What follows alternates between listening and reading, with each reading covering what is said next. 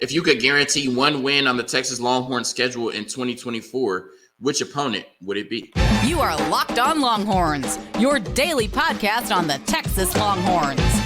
Part of the Locked On Podcast Network, your team every day.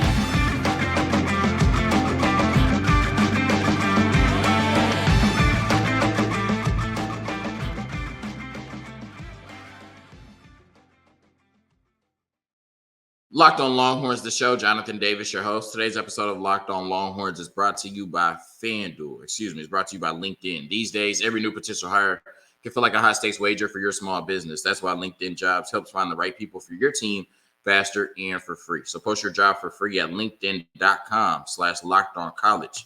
Remember, terms and conditions do apply. On today's episode of Locked On Longhorns, what is the most important game on the 2024 Texas Longhorns schedule?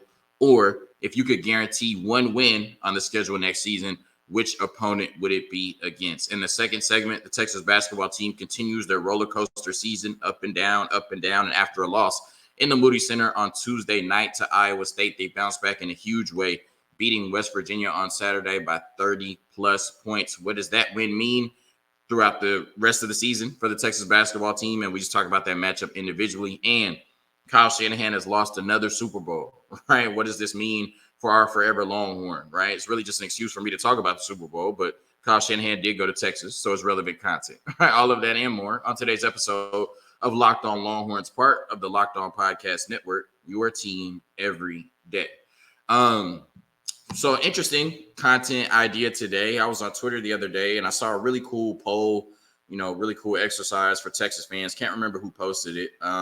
But they were asking if you could guarantee one win on the schedule next season, which would it be, right? Essentially asking what is the most important game to you on the Texas Longhorns football schedule. And the five options were what I think would be the consensus five most important games on the schedule next year for Texas if you ask the fans, right? Oklahoma neutral site, at Texas A&M, at Arkansas, at Michigan, and then Georgia at home, right? I think any Texas fan would tell you those are the five biggest games on the schedule. And so, it's interesting to see the answers, right? Like which, opponent would you guarantee a win against and why? And I think, for all five teams, depending on your age, depending on what these rivalries mean to you, just depending on a lot of factors, I could see an argument as to why you would pick each one of these five teams, right? Obviously, Oklahoma, Arkansas, and Texas A&M are big historic rivals of the Texas Longhorns. Georgia's probably the premier program in college football right now, and Michigan is the defending national champions, right? So each one of these wins would mean something, which would mean something. And, I think each one of these losses would mean something to somebody. So it was a very interesting exercise. And, on today's episode, I think I'm going to do my best to try to answer the question as well.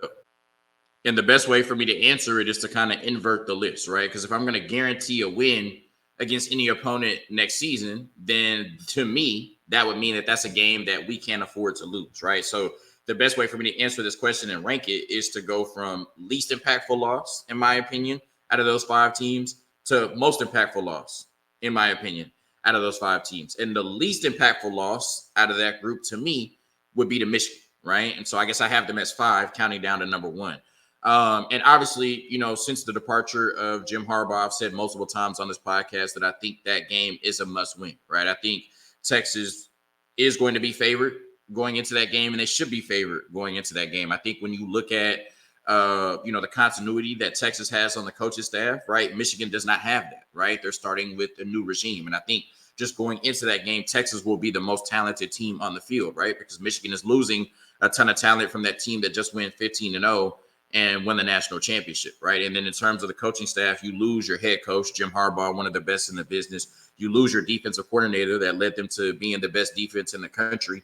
And then Sharon Moore will still be calling plays, but he moves from offensive coordinator to head coach. So now there's a new big offensive voice in the building, right? And so I think there's a ton of factors in play as to why Texas will be the better team in week 2 and should go in and win that game, right? I don't think that the home field advantage, even though it is crazy in Ann Arbor, Michigan, and you have to deal with 100,000 people. I'm not sure that's enough, right, to knock Texas off their pivot and for Texas to lose this game. Now, of course, I would not be surprised if Michigan won, right? This is still a really good program. They're still a really very talented team. And they're going to be at home, right? It's going to be a juggernaut between two blue blood programs, right? But I think Texas is at the point as a program now after their 2023 season where they should feel like this is a must-win game.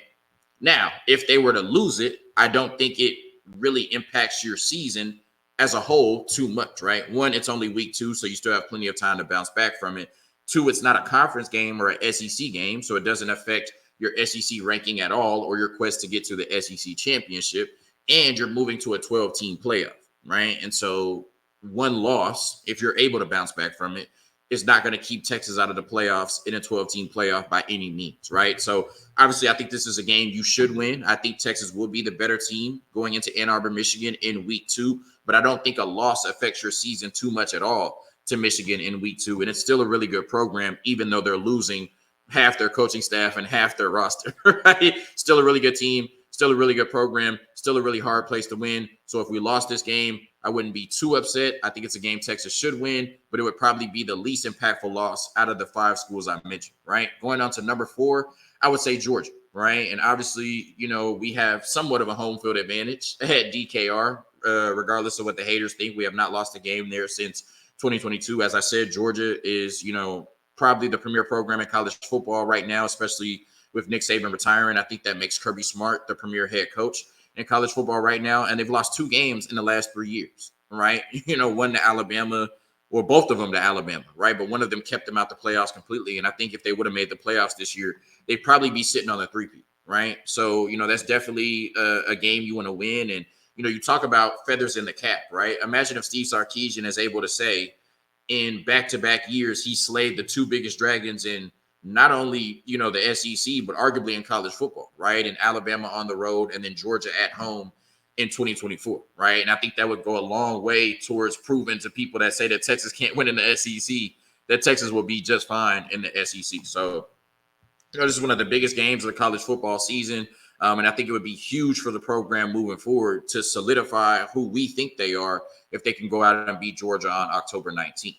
Now, if you were to lose this game, the reason I have it at number 4 is because, once again, I don't think this game would have huge implications on your season if you were to lose it. Now, maybe because you're going to a 12-team playoff, none of these games in an isolated scenario would, right? But I think Georgia losing to them, I don't think anybody would look at Texas crazy for losing that game, right? Unless they just got completely mauled or blown out at home, which I don't see happening, right?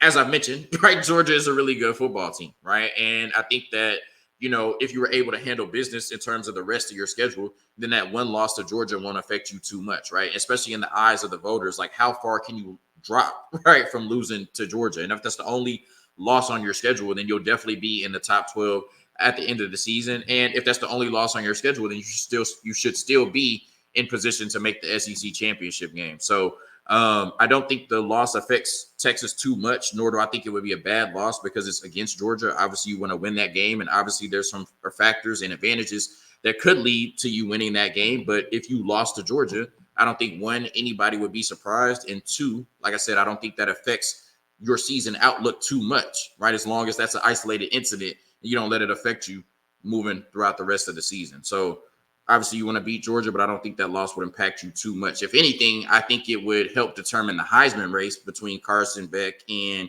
Quinn Ewers. But as far as affecting the outlook of the Longhorn season, not too much. At number 3, I would have Arkansas, right? And like I said, this is more so, depending on your age, this game might mean more to you, right? Like, I'm 30 years old. The Arkansas game doesn't mean a ton to me, right? But I know the history. I know why it's such a big rivalry. When we went on the road and lost to Arkansas in 2021, I was just more mad about the performance we put on rather than the fact that we lost to Arkansas, right? But if you're an older Texas fan, of course, this game is going to mean a lot to you, right? And that's why I have it at number 3, because it is a historical, Southwest Conference rivalry.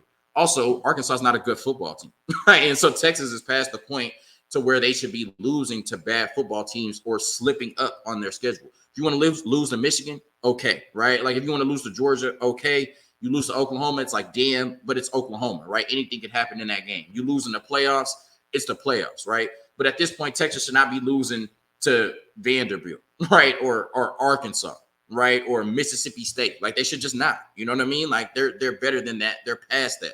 Hopefully, we'll see, right? Going into the SEC in 2024. So, this game means a lot. It's going to be on the road. It's going to be a tough football game, but this would be a bad loss simply because Arkansas is a bad football team. And that's why I have it at number 3. Number 2, I have Oklahoma, right? Obviously, anything could happen in Red River, but I think Texas at this point clearly is in a better position than the Oklahoma Sooners, right? And I think losing back-to-back games to them, especially when you've had the better team in back-to-back years, I do think would not be a good look for the Texas football program, and it would not be a good look for Steve Sarkisian. Also, you have 4 other games on the schedule that are really tough, right? As mentioned, right? Arkansas on the road, Texas A&M on the road, and then Georgia and Michigan at home. So I think it would, serve you really well to go out and win this game, right? And get a win in this game and not have to worry about trying to make the playoffs again with a loss to Oklahoma on your schedule again, right? So obviously anything can happen in the Cotton Bowl. It's one of the biggest rivalries in college sports, and I think that's why it's at number 2, because a loss to Oklahoma would hurt us like it always does. But I think especially the way that we've built our program and what they're going into the SEC with compared to what we're going into the SEC with, to lose to them in back-to-back years and to lose to them in 3 out of 4 years in the Steve Sarkisian era, where we probably should have won all 4, I think definitely would be a bad look for the program and would be a bad look for Steve Sarkisian. And I think it would be a bad,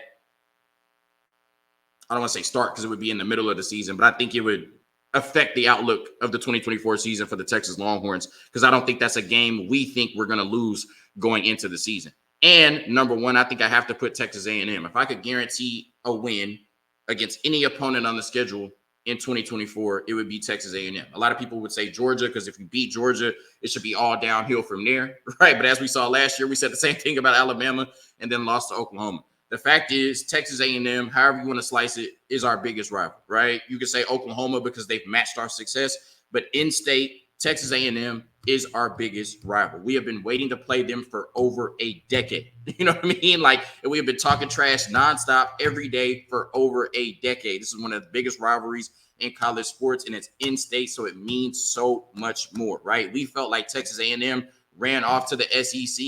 Now we're joining them in the SEC, and little brother cannot run anymore, right? Texas A&M is trending the complete opposite way as Texas as a program, right? While Texas has ascended to one of the best programs in college football in recent years, Texas A&M has gone from wherever they were to being the laughingstock in college football in recent years. If you lose to Texas A&M in the first year of the renewed rivalry, in their first year under Mike Elko with a new head coach, with that roster that just lost half its talent to the transfer portal, if you lose that game in 2024, to me, obviously you'll probably still be in the playoffs, depending on how the rest of the season goes. Obviously, you still have a chance to make up for it, but a loss to Texas A&M would break me. Like, a loss to Texas A&M would almost negate everything else you did on the schedule, right? So obviously Georgia, Michigan, Arkansas, and Oklahoma are big games, but to me, nothing else matters if you don't beat A&M in 2024. You cannot give little brother the satisfaction after a decade, after joining the SEC, with you being on a completely different level than them in 2024 in terms of where the two programs are. You cannot give them the satisfaction of beating you and possibly affecting your season in a big way. So that's the game I would guarantee, even though they should beat A&M regardless, you cannot afford to lose that game by any means. Quick word from our sponsors, and we talk about the Texas basketball team and their dominant performance on Saturday over West Virginia. Today's episode of Locked On Longhorns is brought to you by FanDuel. Get buckets with your first bet on FanDuel, America's #1 sportsbook, because right now, new customers get $150 in bonus bets with any winning $5 bet. That's $150 if your bet wins. So bet on all your favorite NBA players and teams with quick bets, live same-game parlays, exclusive props, and more. Just visit FanDuel.com/LockedOn and shoot your shot. FanDuel, the official sportsbook partner of the National Basketball Association.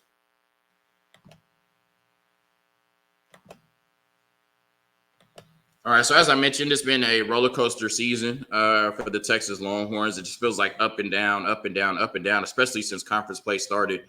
You lost to Texas Tech, you lost to West Virginia, blew that lead to UCF. You lost to Houston in that nail biter. You beat Baylor on a game winner. Barely beat Cincinnati at the end of the game. It's just, the way you lost to Iowa State. Like I said, it's just been up and down, right? And this is a Texas basketball team that's fighting, for their tournament lives. And Right now, I wouldn't say it's looking good. Obviously they helped themselves on Saturday with a big win over West Virginia at home, even though West Virginia is not the best basketball team in the Big 12. But because they're in the Big 12, they have a really good opportunity. I mean, of course, if you win the conference tournament, you're a lock to get in, period. And they won it last year. So you still have that in your back pocket. But because you're in such a tough conference, right?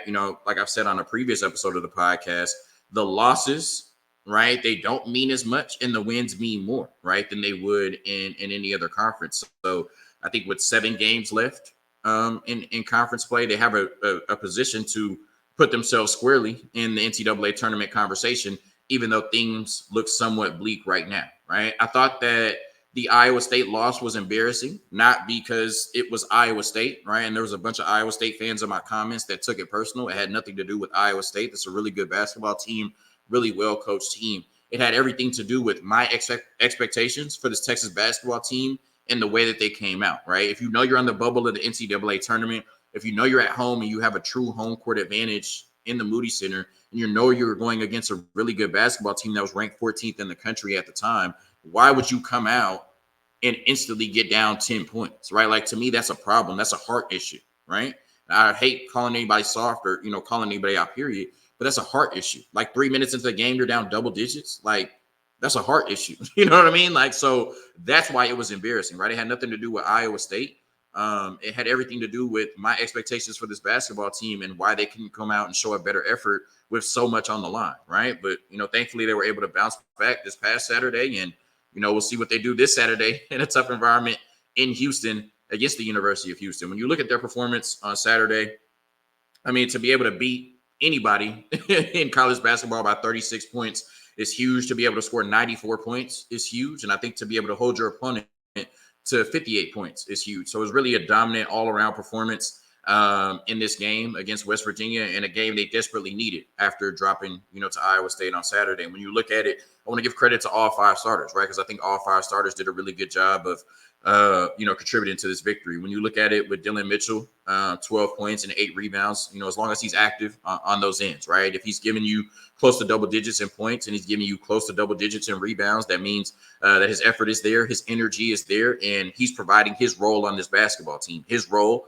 is to score around the rim and rebound, right? And he's done that for the most part at a high level this season. He also threw in 4 assists, right, which is really good. And we'll talk about the assists in a minute. Obviously, Dylan Dessou, back-to-back 20-point games. Thankfully, he got the win out of this one. This one had a little bit more impact, but 27 points, only 1 rebound, but it doesn't matter, right? He's a specialist. He's a scorer. 7 threes, right? 9 threes in his last 2 games. You're talking about a 6'10" power forward. So we can just say, basketball has changed, or we can give credit to Dylan Dessou for being a dog, right? 10 of 16 from the field, period. He's just amazing, right? And I think as long as we got Dylan Dessou, even when things look bleak, right, we have a chance to do anything we want, right, in the conference and NCAA tournaments if we can get there. When you look at it, Kendall Weaver, right, 13 points, 4 assists, 6 rebounds, a little bit of everything, and going 4 for 5 from the field, including that crazy dunk, right? His head was touching the backboard. Like, he's got insane hops, but he's really just turned into our new glue guy, our new glue guy, right? No disrespect to Brock Cunningham, but that player that can just come in and do a little bit of everything, right? But he's so athletic that he's such a good defender, right? And everything he adds on the offensive side of the ball and with the rebound and the passing is just extracurricular, right? I really love the addition of Kendall Weaver, really love the growth we've seen from him throughout the course of the season, right? Because it's like now he's one of our most important players. At the beginning of the season, he looked unplayable damn near. Kind of same thing we saw last year from Arterio Morris. Beginning of the season, he looked like a mess. Towards the end of the season, he was a very valuable rotation piece and one of our best defenders. Tyrese Hunter, huge bounce back game, right? I had a lot to say about him after the last game against Iowa State, so I definitely don't want to come on here and, trash somebody without, being able to give him credit when credit is due, right? And I think Tyrese Hunter is capable of maybe not doing this every night, because he shot really well from the field, 75% from the floor, it's 75% from 3. Obviously that's not sustainable. But I think he's capable of, being one of the best players on the court every night. And so it's very disappointing when you see a player like that have 0 points in a game that means so much against his former team, right? 19 points, 7 assists, and 5 rebounds, 3 threes. Like I said, 75% from the floor overall, 75% from the 3-point line. Hell of a bounce back game from Tyrese Hunter. And then Max Aismans, a hell of a job passing Oscar Robertson all time on the NCAA scoring list, 19 points, 9 assists, in 6 rebounds, 6 for 13 from the field, added in 5 threes. Tyrese Hunter, Dylan Dessou, and Max Asmus combined for 15 threes just amongst those 3 players. So you're going to win a lot of basketball games when you do that. In terms of the defensive side of the ball, you held West Virginia to 38% from the floor and 23% from 3. You're going to win a lot of basketball games doing that. On the offensive side, yourself, 51% from the floor, 47% from 3. You're going to win a lot of basketball games doing that yourself. And I remember at the beginning of the season, Rodney Terry said his goal for every game was to have 17 assists. You had 28, right? So I don't know if 28 is sustainable, but they did a really good job of knocking down shots and passing the basketball, passing up good shots for great shots. And when they do that, they can be one of the best teams in the country. But the problem with the Texas basketball team up until this point has been consistency, right? But if you want to make the tournament, you're going to have to find some consistency and get back-to-back wins for the first time in a while, right? Because you just beat West Virginia, and they get a very tough game against Houston on the road this Saturday. But for my money, I'm calling it a must-win. All right, a quick word from our sponsors, and then we talk about forever Longhorn Kyle Shanahan, who has to deal with another offseason of scrutiny after another grueling Super Bowl loss.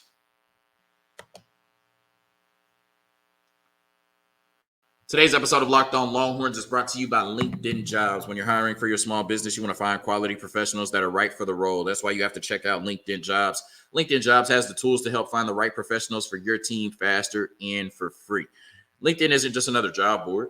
LinkedIn has a vast network of more than 1 billion professionals, which makes it the best place to hire. It gives you access to professionals you can't find anywhere else. LinkedIn does all that while making the process easy and intuitive. Hiring is easy when you have that many quality candidates. So easy, in fact, that 86% of small businesses, these are real stats, by the way, get a qualified candidate within 24 hours. LinkedIn knows that small businesses are wearing so many hats and might not have the time or resources to hire. LinkedIn is constantly finding ways to make the process easier. They even just launched a feature that helps you write job descriptions, making the process even easier and quicker. Over 2 million small businesses use LinkedIn for hiring. So post your job for free at linkedin.com/lockedoncollege. That's linkedin.com/lockedoncollege. So post your job for free. Terms and conditions do apply. All right. So what does another Super Bowl loss mean for Kyle Shanahan? That's how I'm framing this segment, right? So like I say, I'm talking about Texas, right? Forever Longhorn. Obviously, Kyle Shanahan played receiver or was a receiver at Texas, didn't play much. But he's now the coach of the 49ers, right? And he's now had 3 grueling Super Bowl losses since 2016 that he was a part of, right? He was the offensive coordinator for the Atlanta Falcons when they blew the 28-3 Super Bowl lead to Tom Brady. He was the head coach of Mahomes' first Super Bowl win he was the head coach of the 49ers in Mahomes' first Super Bowl win, where they had a 20-10 lead in the fourth quarter. And in yesterday's Super Bowl, they had a 10-0 lead in the second quarter. Now, I wouldn't consider that blowing a 10-0 lead, but we live in the era of narratives and agendas. So, of course, everybody's running with that, right? That he blew another double-digit lead in the Super Bowl. A 10-0 lead in the second quarter to Patrick Mahomes is nothing, right? We saw him overcome a 24-0 lead against the Texans and Deshaun Watson. Sorry if any Texas fans are listening up until this point, right? So what does this loss mean for Kyle Shanahan? Nothing, right? Like I know the shows and Twitter are going to run with the narratives and the agendas that Kyle Shanahan is a choke artist and he's overrated and he can't get over the hump. At the end of the day, like we can't live in this culture. It's dangerous to live in this culture where it's championship or bust, right? He has one of the best teams in football every year. He had the 1 seed. He's been to 2 Super Bowls in the last 4 years.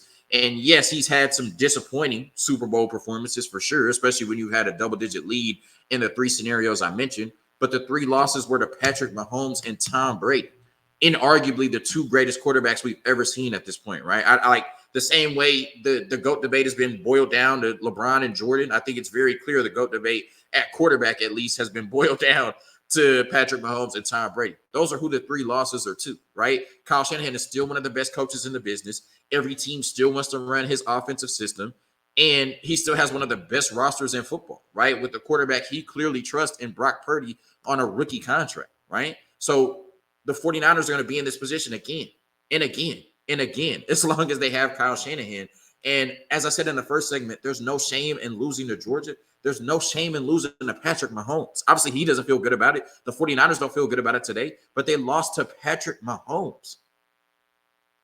And I said on the podcast 3 straight weeks against the Bills, Ravens, and 49ers as an underdog. You may never see this again in Patrick Mahomes' career. You better take advantage of it, right? In 3 straight weeks, you would have got plus money. You know what I'm saying? Betting on the money line for the Chiefs as an underdog. It's just Patrick Mahomes, right? Brock Purdy outplayed him in the first half. And you look at the end of the game, and Patrick Mahomes has almost 400 total yards in 66 rushing yards. Like, he's not Lamar Jackson. He's not Cam Newton, but you can't tell when you look at the box score at the end of the game. At the end of the day, Patrick Mahomes has reached that Tom Brady level of aura where you just don't bet against him. And it's going to take everything you got and more to outplay him, out-execute him, and beat him over the course of 60 minutes. You might out-execute him for a quarter. You might out-execute him for 2 quarters. You might out-execute him for 3 quarters. But it's very, very hard to do it for 4. You might beat him for 45 minutes, but it's very hard to do it for 60, or I guess, however long overtime was, 70, right, minutes in this case. You just lost to Patrick Mahomes, right? Like I said, the San Francisco 49ers still have one of the best rosters in football in the NFL. They still have one of the best outlooks in football moving forward, especially with Brock Purdy on a rookie contract. And Kyle Shanahan still is one of the best coaches in football, and every team wants to mimic what he does with his offensive system and his running game. And every team in football wishes they had the talent that he has on the offensive side of the ball. So, I mean, obviously they have to find a way to get over the hump. Obviously, this is disappointing, especially for him. 3 Super Bowl losses in disappointing fashion in the last 7 to 8 years, but he'll eventually get over the hump. He has too much talent on his roster, and he's too good of a coach not to. But for now, the narrative should not be what the 49ers didn't do and what Kyle Shanahan didn't do. The narrative should be, wow, Patrick Mahomes did it again. Thank you for tuning in to another episode of Locked On Longhorns, part of the Locked On Podcast Network, your team every day.